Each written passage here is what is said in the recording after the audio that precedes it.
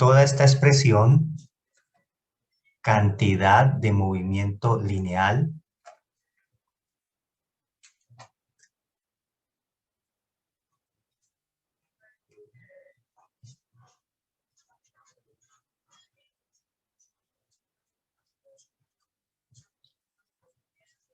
todas estas palabras, estas 4 palabras, cantidad de movimiento lineal, hacen referencia a un concepto físico.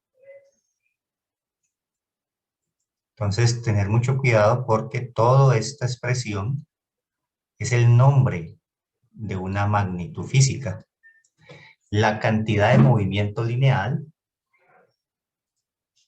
es una cantidad vectorial, la vamos a simbolizar con la letra P, y le vamos a colocar una flechita encima para recordar que es una cantidad vectorial. Y la cantidad de movimiento lineal de una partícula es el producto de la masa de la partícula por la velocidad con la que se está moviendo la partícula en un cierto instante de tiempo. A esto es lo que le denominamos cantidad de movimiento lineal. Miren que la masa es un escalar, la velocidad es un vector, y por lo tanto la dirección del vector cantidad de movimiento lineal es la misma dirección que el vector velocidad instantánea. La masa se mide en kilogramos y la velocidad se mide en metros por segundo, de manera que la cantidad de movimiento lineal se mide en kilogramos, metros sobre segundo, y no se le ha dado ningún nombre especial a esta unidad. La cantidad de movimiento lineal es una cantidad extensiva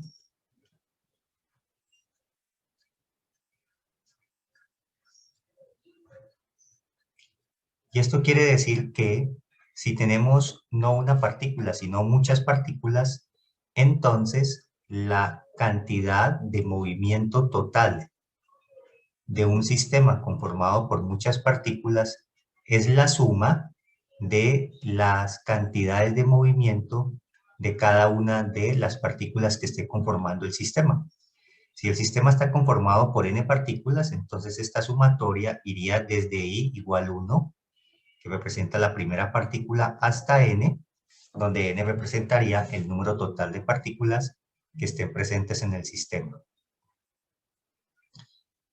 Esta cantidad de movimiento o esta magnitud física es una cantidad muy importante porque, de hecho, la segunda ley de Newton del movimiento, cuando Newton expresó la segunda ley, no la expresó como seguramente yo les conté antes, sino que la expresó de una manera diferente.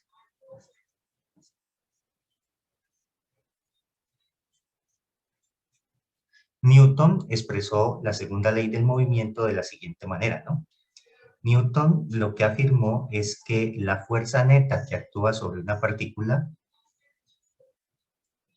nosotros habíamos dicho que era igual a la suma, que la sumatoria de fuerzas o la fuerza neta era el producto de la masa por la aceleración, pero realmente lo que Newton escribió es que la fuerza neta que actúa sobre una partícula es igual a la rapidez de cambio de esa cantidad de movimiento lineal con el tiempo. Es decir, la fuerza neta es igual a la derivada de la cantidad de movimiento lineal respecto al tiempo. ¿Por qué Newton definió eso así? Porque resulta que, en general, los cuerpos no permanecen con la masa constante. Piensen, por ejemplo, ustedes en un avión. Un avión, a medida que está volando, está gastando su combustible. Y generalmente el avión empieza con una cantidad de combustible bastante grande. Así que el combustible representa una buena fracción de la masa del avión. De manera que cuando el avión está en movimiento, con cierta velocidad, a medida que se está moviendo, pues está gastando su combustible y por lo tanto está perdiendo masa. Eso quiere decir que la masa del avión es una función que depende del tiempo. Eso es lo que significa esta expresión m igual a m, paréntesis t. Quiero decir que la masa del avión es una función que no permanece constante, sino que es una función que depende del tiempo. Y por lo tanto, si la masa del avión no es una constante, sino que depende del tiempo, entonces la derivada respecto al tiempo de la cantidad de movimiento lineal, y recuerden que esa cantidad es el producto de la masa por la velocidad instantánea, entonces será igual a lo siguiente, ¿no? La derivada de un producto sería, me quedaría entonces el primero por la derivada respecto al tiempo del segundo, más la derivada del primero respecto al tiempo multiplicado por el segundo. Miren entonces que el primer término es justamente lo que nosotros ya habíamos estudiado sobre la segunda ley de Newton del movimiento. Justamente el primer término es el producto de la masa por la aceleración. La derivada de la velocidad instantánea respecto al tiempo representa la aceleración. Pero hay un segundo término que tiene que ver con lo rápido que cambia la masa con el tiempo. La rapidez de cambio de la masa respecto al tiempo, la derivada de la masa respecto al tiempo y multiplicado por el vector velocidad instantánea.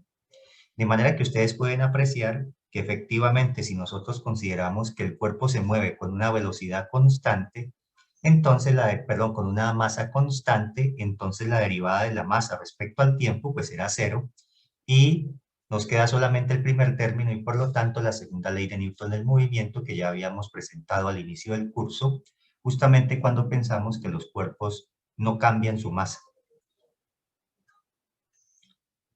De manera que esta es la forma más general de escribir la segunda ley de Newton. Entonces no olviden eso, ¿no?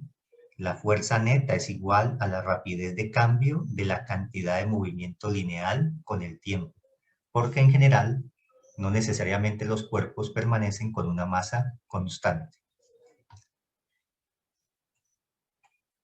Ahora bien, resulta que si nosotros consideramos un sistema aislado, entonces vamos a imaginar que tenemos un sistema de partículas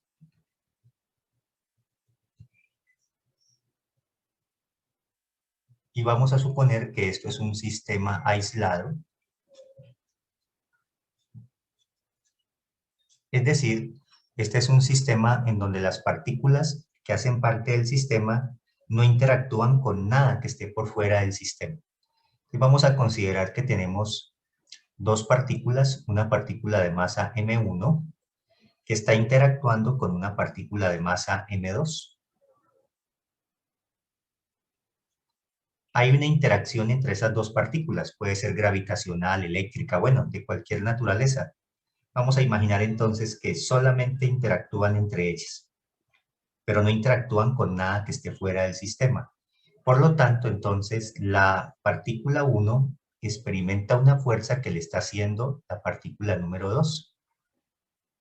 Entonces recuerden a escribir así, esta sería la fuerza que experimenta la partícula, que siente la partícula 1 que le está haciendo la partícula 2.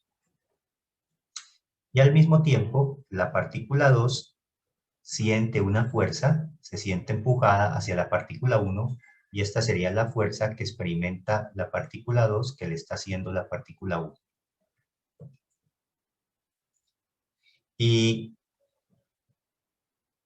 si esas partículas no interactúan con nada más, sino solamente entre ellas dos, entonces para este sistema aislado tenemos que... bueno, y vamos a suponer aquí que las masas permanecen constantes, ¿no? No son iguales necesariamente, pero vamos a suponer que son constantes, que no cambian en el tiempo. Entonces, para estas partículas que interactúan y con una masa que permanece constante en el tiempo, resulta que entonces nosotros sabemos que la fuerza que experimenta la partícula 1 que le hace la partícula 2, pues será igual al producto de la masa de la partícula 1 por la aceleración con la cual se mueva la partícula número 1.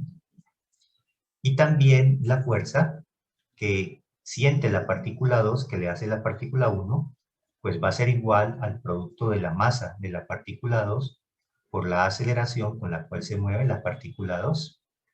Es decir, hemos expresado la segunda ley de Newton del movimiento. Y por lo tanto, entonces ahora, si nosotros sumamos estas dos expresiones, entonces nos queda que la fuerza que experimenta la partícula 1 que le hace la 2, más la fuerza que experimenta la partícula 2 que le hace la 1, pues va a ser igual a la suma de la masa de la partícula 1 por la aceleración de esa partícula más la masa de la partícula 2 por la aceleración de esa otra partícula.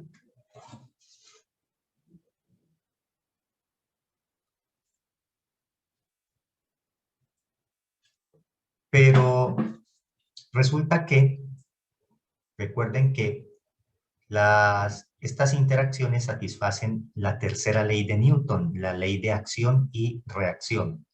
¿Cuánto suma la fuerza que siente la partícula 1 que le hace la 2 con la fuerza que siente la partícula 2 que le hace la 1? Pues resulta, recuerden que esas fuerzas tienen la misma magnitud y están dirigidas en direcciones opuestas, de manera que esas fuerzas sumarían 0. Esto nos queda entonces que el vector 0 es igual a la masa de la partícula 1, y recuerden que la aceleración hemos dicho que es la derivada de la velocidad instantánea respecto al tiempo.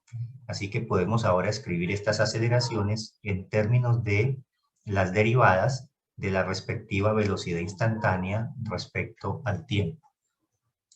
Ahora pues voy a empezar a escribir esto primero con la masa.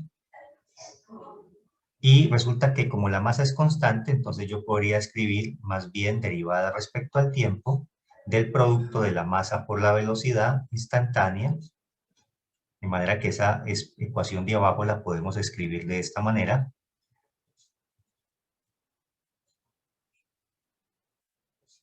Y esto es igual al vector 0. Pero recuerden que hay un teorema del cálculo que dice que la suma de las derivadas de dos funciones pues es equivalente a la derivada respecto al tiempo de la suma de las dos funciones. Así que esto me queda la derivada respecto al tiempo del producto de la masa de la partícula 1 por la velocidad instantánea de la partícula 1 más la masa de la partícula 2 por la velocidad instantánea de la partícula 2. Y esto me está dando igual al vector 0. Pero díganme ustedes, ¿cuándo la derivada respecto al tiempo de una función me da 0?